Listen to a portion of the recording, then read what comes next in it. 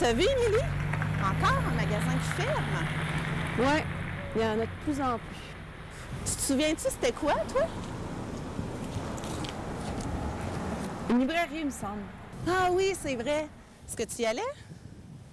Rarement. La plupart du temps, j'achète sur Internet ou à l'épicerie où je fais le plus gros de mes courses. Moi, je lis pas beaucoup, mais quand je veux un livre, je fais pareil comme toi. Mais je me sens un peu coupable. Je suis la première à me plaindre de faire un saut des magasins au centre-ville, mais j'achète pas de façon à encourager les commerçants locaux. Ah, exagère pas, là. C'est quand même pas tes rares achats qui auraient pu sauver ce magasin-là. Tu sais que c'est chaque petit geste qui finisse par faire une différence.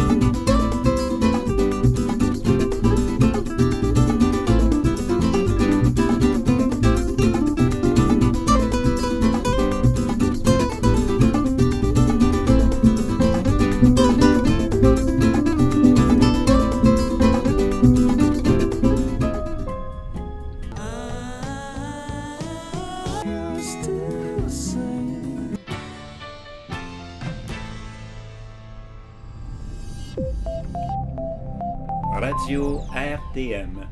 Voici les nouvelles. Stolbex, le conflit s'envenime. Rappelons que 2500 emplois seront supprimés au Canada et aux États-Unis, dont 800 au Québec. Voici les propos que nous avons pu recueillir du patron de la direction générale au sortir de la réunion que les syndicats ont quittée en claquant la porte. Pour le moment, les négociations sont rompues.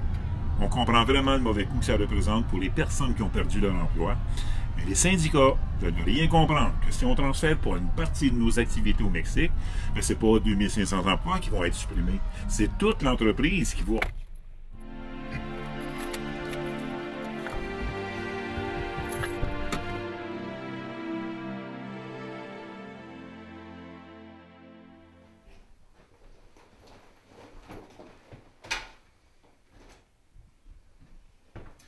Bonjour tout le monde. Salut, chérie. Tu rentres bientôt? Ouais.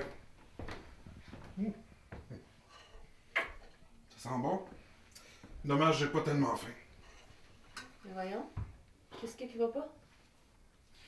Parle-moi-en pas. Les enfants, on mange.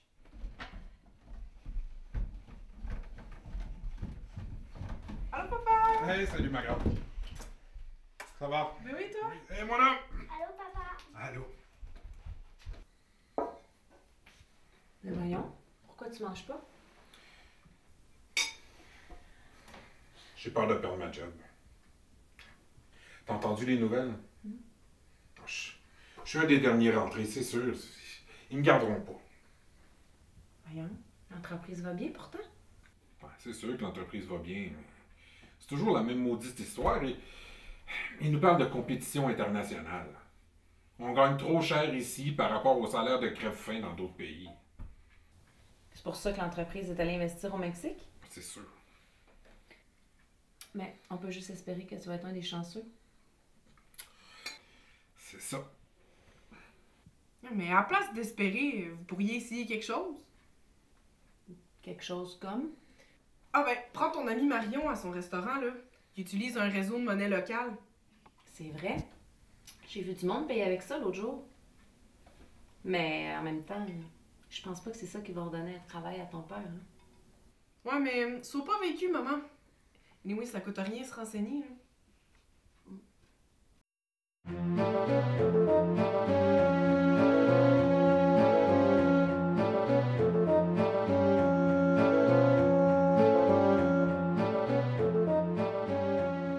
Et voilà. Hey! Émilie! Salut, comment ça va? Ça va, toi? Ben oui. Et Fabien?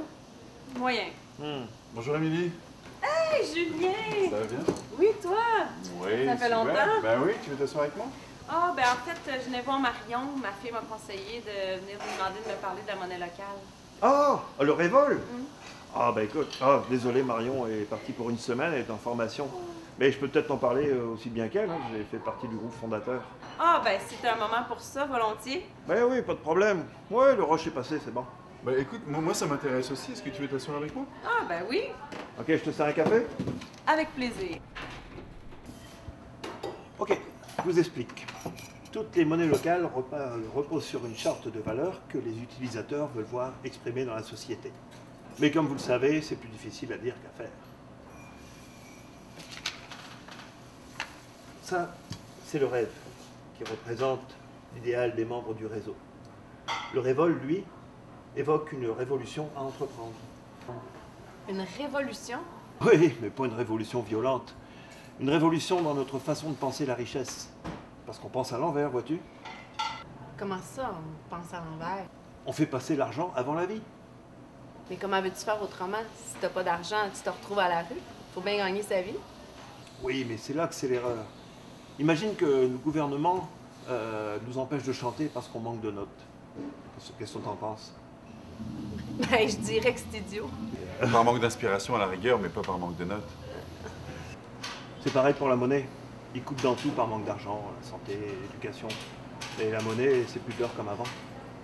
On peut donc pas en manquer, juste manquer de solutions. Pour ça, on en a. Ok, donc si je comprends bien, vous êtes en train de nous dire qu'on a tous les moyens, connaissances, technologies pour surmonter les défis humains et écologiques de notre temps, mais qu'on s'en empêcherait sous prétexte d'un faux manque d'argent. Et oui, on s'interdit de chanter pour un prétendu manque de notes. J'avais jamais vu ça comme ça. Puis c'est les monnaies locales qui peuvent réussir à remettre ça à l'endroit. Non, pas la monnaie. Nous. Alors, ça sert à quoi, les monnaies locales? Attends, j'ai quelque chose à vous montrer. Regardez ça, c'est marrant, ça explique vraiment ce qu'est une monnaie locale.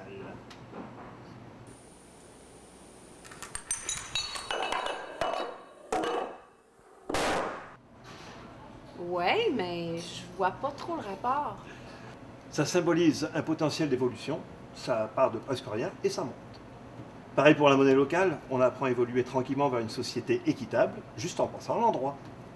Mais avec ce que t'as expliqué tantôt, si j'ai bien compris, il y a énormément de travail à faire. Puis, comment ça marche au juste? Regardez la suite. Les monnaies locales complémentaires et citoyennes forment aujourd'hui un mouvement mondial en fort développement qui traduit la volonté grandissante des citoyens de se réapproprier la monnaie et de redéfinir la richesse pour que l'argent serve la vie au lieu de la servir. Ce sont des monnaies créées et administrées par des groupes de citoyens réunis au sein de réseaux sur des territoires délimités géographiquement.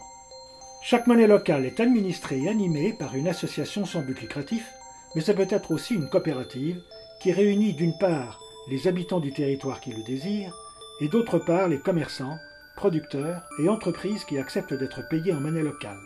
De plus en plus, elle bénéficie du soutien et de la participation des municipalités et institutions locales, comme à Bristol en Angleterre par exemple, où le maire va jusqu'à se verser sa rémunération en monnaie locale.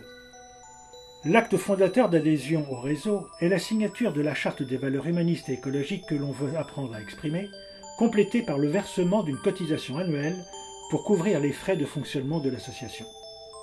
Une fois membre, il suffit de se rendre soit au siège de l'association, soit dans un comptoir d'échange, rôle qu'acceptent de jouer certains commerçants pour faciliter les choses, soit encore au guichet d'une banque affiliée pour y échanger une somme de notre choix en monnaie nationale contre son équivalent en monnaie locale. Le plus souvent, on commence avec de la monnaie papier. C'est ce qui revient le moins cher, mais surtout parce que c'est un outil concret et hautement symbolique par l'image qui favorise la communication et rappelle par le visuel ce à quoi on souhaite contribuer. Les billets sont protégés pour éviter la contrefaçon. Il n'y a pas de pièces. On donne le montant le plus proche de la somme demandée en monnaie locale et on complète avec les pièces de la monnaie nationale. Plus tard, peut venir s'ajouter une monnaie électronique pour faciliter les règlements interentreprises. Il est souvent proposé un bonus que l'on peut soit conserver pour améliorer son pouvoir d'achat, soit donner à un fonds de soutien à des projets locaux. Ainsi circule la monnaie. Ça part des achats des habitants du territoire, ça aboutit dans la caisse des entreprises qui, ensuite, vont la réutiliser auprès de leurs fournisseurs affiliés ou la verser en salaire partiel auprès de celles et ceux qui le souhaitent. le fait que la monnaie n'ait cours que localement incite tous les acteurs à travailler ensemble autant que faire se peut. Il arrive, surtout au début, que les entreprises encaissent plus de monnaie locale qu'elles ne peuvent en réutiliser. Elles ont donc la possibilité de reconvertir leur surplus contre une contribution le plus souvent égale au taux du bonus. Cette possibilité n'est toutefois pas offerte aux simples utilisateurs qui, eux, peuvent ajuster leurs besoins en monnaie locale. Enfin, le chiffre d'affaires réalisé en monnaie locale est comptabilisé en monnaie nationale, de sorte qu'ainsi les entreprises satisfont à leurs obligations fiscales. Ok, donc si je comprends bien, c'est une façon de supporter notre économie locale, donc l'emploi, tout en veillant à consommer de façon plus consciente. Mais moi, ça fait des années que je consomme local, que je fais attention à consommer, justement, à acheter de façon plus responsable. J'ai pas besoin de monnaie locale pour ça. C'est vrai. C'est parce qu'il faut réaliser que consommer local et responsable, c'est qu'une petite partie de l'iceberg. Personnellement, je suis rentré dans le réseau parce que j'ai compris deux choses essentielles.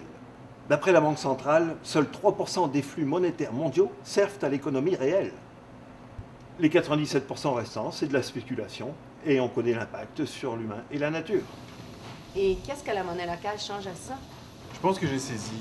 Si par exemple, j'échange mon billet de 50 $ contre un billet de 50 revols, je retire du grand casino de la finance mondiale en folie 50 $ qui vont être placés de façon éthique par l'association et en échange, je reçois un pouvoir d'achat bonifié en monnaie locale qui va être utilisé à 100% dans ma communauté.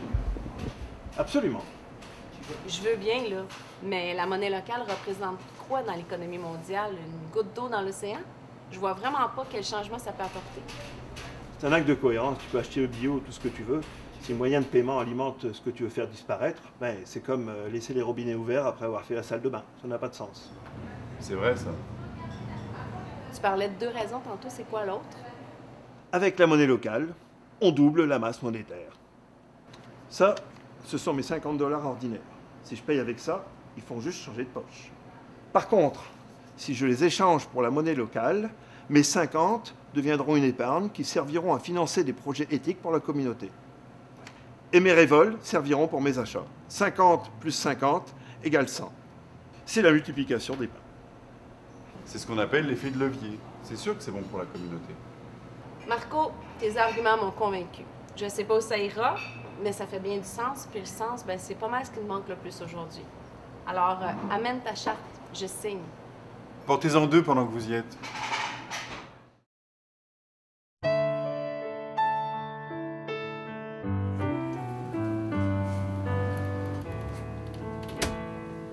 Bonjour. Bonjour, bonjour. Qu'est-ce que je peux faire pour vous? Je viens juste d'adhérer au réseau Révol et on m'a fortement conseillé votre pain d'épices.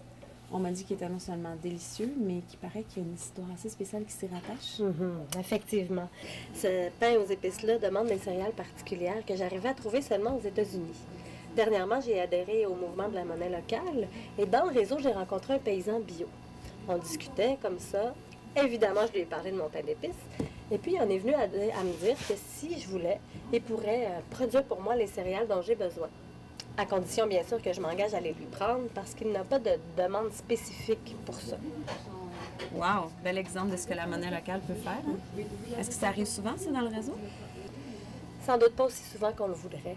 En fait, il faut se rendre compte que la mondialisation a désertifié nos territoires et c'est pas facile de trouver des fournisseurs qui sont proches. Puis ça, c'est sans parler du fait que quand on est satisfait d'un fournisseur, on ne change pas de fournisseur comme ça. Mais il y a une chose qui est certaine, par exemple, c'est qu'en étant dans ce mouvement-là, on revisite de fond en comble nos façons de faire, avec comme but de créer une économie des plus circulaires et résilientes possible. Je comprends aussi que tout ça, ça se crée pas en un jour. Hein?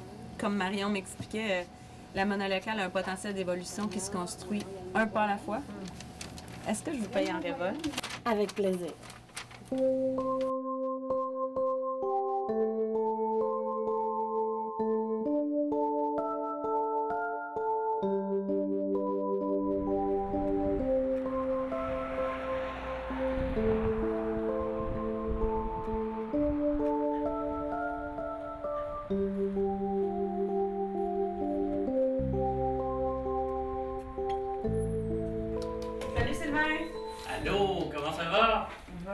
Ta voiture a-t-elle un problème? Oui, j'ai mon phare gauche qui allume plus. Penses-tu que tu peux m'arranger ça? Ben oui.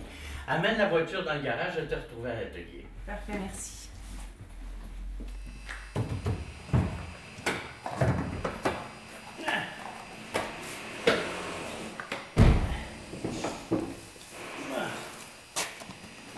J'ai vu le panneau à l'entrée. Tu prends les révols? Ben oui, ça t'étonne. Ben, c'est juste que je me demande comment un garagiste peut intégrer un système tellement axé sur l'évolution alors que vous êtes si prisonnier des constructeurs automobiles. Ben, c'est exactement la question que je me suis posée au début. Mais vois-tu, moi, je suis rentré dans Révolte sur un coup de cœur parce que ça charrie des valeurs auxquelles je crois. Le problème, par exemple, c'était de se demander comment exercer mon métier en fonction de ces valeurs-là, d'écologie, puis d'humanisme, etc. Alors, je me suis posé la question, puis c'était pas évident. Donc, t'as fait quoi? Ben, je me suis tourné vers le réseau. On s'est réunis, 4-5 personnes qui connaissaient absolument bien mon métier, alors je leur en ai parlé. Et puis, à force de brasser des idées, ben, on est abouti à 4 pistes différentes. Premièrement, on va consacrer une partie du garage à un atelier coopératif, c'est-à-dire un atelier où les gens viennent réparer leur propre voiture en se servant de mes outils et puis en se servant aussi de mes conseils parce que j'ai de l'expérience. Deuxièmement, on va promouvoir et installer le système Pantone parce que faire des économies d'essence, c'est bon pour les clients, mais c'est bon aussi pour la planète. Troisièmement, on va se doter de nouveaux systèmes de gestion, la gestion sociocratique, qui est une façon de travailler en équipe.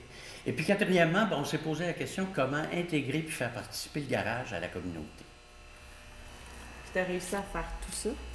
Ben là, non, quand même, parce que c'est plus difficile qu'on pensait, là. On commence par le plus facile, l'atelier coopératif qui devrait ouvrir ses portes dans quelques semaines, puis pour le reste, ça va suivre. Wow! Peu importe, je trouve ça vraiment génial. Tu te rends compte que tu as déjà commencé ton 4e projet? Parce qu'en faisant ça, tu intègres déjà ton garage dans la communauté.